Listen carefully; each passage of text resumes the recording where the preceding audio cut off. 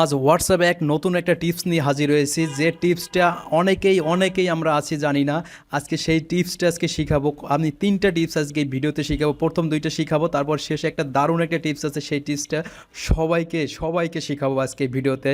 তো আপনারা আশা করি ভিডিওটা সম্পূর্ণ মনোযোগ সহকারে দেখবেন, তাহলে আজকে আপনারা অবশ্যই 100% উপকৃত হবেন। আমি এতটুকু বলতে পারি যে আপনারা এই ভিডিওতে দেখে ভিডিওটা সম্পূর্ণ শেষ করার পরে আপনারা অবশ্যই বলতে বাধ্য হবেন যে ভিডিওটা অনেক সুন্দর ছিল এবং ভালো ছিল।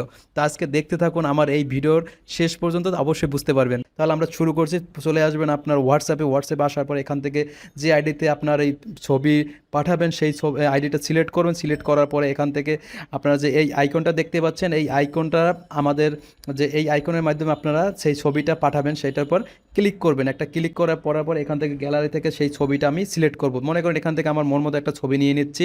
আপনারা মন মতো একটা ছবি নিয়ে এই ছবিটা এখান দেখতে পাচ্ছেন, এই যে ওয়ান নামে যে অপশনটা, আমরা এইটার উপর ক্লিক করলে কি হবে, এবার ওকে করব আমি বলছি। যদি এই ছবিটা এখন তাকে সেন্ড করে শুধু সে একবার দেখতে পারবে এবং দেখার পর পরবর্তীতে সে এখান থেকে ছবিটা আপলোড করতে পারবে না এবং স্ক্রিনশট দিতে পারবে না, ভিডিও রেকর্ডিং পর্যন্ত এই ছবিটা করতে পারবে না। শুধু সে একবার দেখার পরে ছবিটা অটোমেটিক রিমুভ হয়ে যাবে। দেখুন এখান থেকে আমি সেন্ড করেছি, সেন্ড করার পর এখান থেকে সে এখন পর্যন্ত দেখার সাথে সাথে এটা ওপেন লেখা চলে আসবে। আমরা ততক্ষণ অপেক্ষা করে, যেখানে ফটো শুধু লেখা আছে আমরা একটু ওয়েট করব। ওয়েট করলে আমরা দেখতে পারবো সম্পূর্ণ, এই যে দেখুন সে এখন এইটা দেখতে পেরেছে। এখন এইটা সে ওই যে ওপেন্ড, মানে সে এটা এখন দেখতে পাচ্ছে। যখন এটা দেখার থেকে এখান থেকে বের হয়ে যাবে, সাথে সাথে এটা রিমুভ হয়ে যাবে। আপনাকে রিমুভ করতে হবে না, শুধু অটোমেটিক এটা রিমুভ হয়ে যাবে। এটা নিয়ে কি আপনার কোনো দুশ্চিন্তা নাই। শুধু এখান থেকে স্ক্রিনশটে নিতে পারবে না, ভিডিও রেকর্ডিং করতে পারবে না, কোনো কিছু করতে পারবে, অটোমেটিক এখান থেকে ডিলিট হয়ে যাবে। তারপর আমরা ব্যাগে আসবো। ব্যাগে আসার পর দ্বিতীয় স্টেপ হচ্ছে আমরা আবার প্রোফাইলে যাব। প্রোফাইলে যাওয়ার পর এখানে যে আইকনটা দেখতে পাচ্ছি, আমরা এই আইকনে আমরা ক্লিক করব। ক্লিক করার পর এখান থেকে গ্যালারিতে থেকে যাব। গ্যালারিতে থেকে এখান থেকে যে কোনো একটা ভিডিও সিলেক্ট করব। আমরা যে ভিডিওগুলো পাঠাই এইচডি রেজুলেশনে পাঠাবো কীভাবে, তাই ভিডিওটা সিলেক্ট করবো। আমি মনে করেন এই ভিডিওটা আমি তাকে পাঠাবো এইচডি রেগুলেশন, যে রেজুলেশনে ভিডিওটা রেকর্ড করেছে ওই রেজুলেশন পাঠাতে। এখানে এইচডিতে ক্লিক করবো। নিচে দেখুন এইচডি কোয়ালিটি নামে যে অপশনটা রয়েছে, আমরা এইচডি কোয়ালিটির নামে অপশনটা ক্লিক করার পর এখান থেকে সেন্ডে ক্লিক করে যে রেজুলেশন আপনি ভিডিওটা রেকর্ড করেছেন সেই রেজুলেশন তার কাছে এটা সেন্ড হবে। আশা করি বুঝাতে পারছি। আপনার শুধু এইচডি রেজুলেশনটা সিলেক্ট করে তারপরে তাকে এখান থেকে সেন্ড করে দেবেন। তারপর 3 নম্বর স্টেপে আপনারা যে জিনিসটা শিখতে পারবেন, খুব মোস্ট ইম্পর্ট্যান্ট, এটা শেখাচ্ছি। তারপর 3 ডটে আসবেন, সেটিংয়ে আসবেন।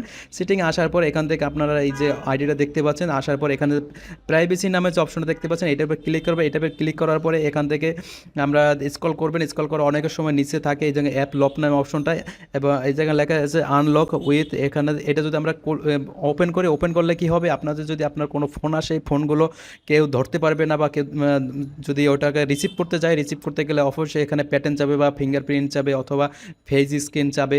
এইটার মাধ্যমে সে এটাকে রিসিভ করতে হবে। অনেক সময় আমাদের এইগুলো গুরুত্বপূর্ণ কিছু কল আসে যেগুলো আমরা নিজেরাই ব্যবহার করব, অন্য কেউ না দেখে বা না ধরতে পারে। বিশেষ করে যাদের গার্লফ্রেন্ড রয়েছে বা বয়ফ্রেন্ড রয়েছে তাদের ক্ষেত্রে এটা খুবই সুবিধাজনক।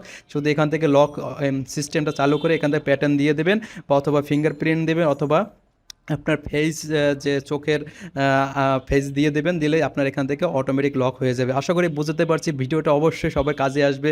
আশা করি এতক্ষণ আমার সঙ্গে থাকার জন্য সবাইকে ধন্যবাদ জানাচ্ছি।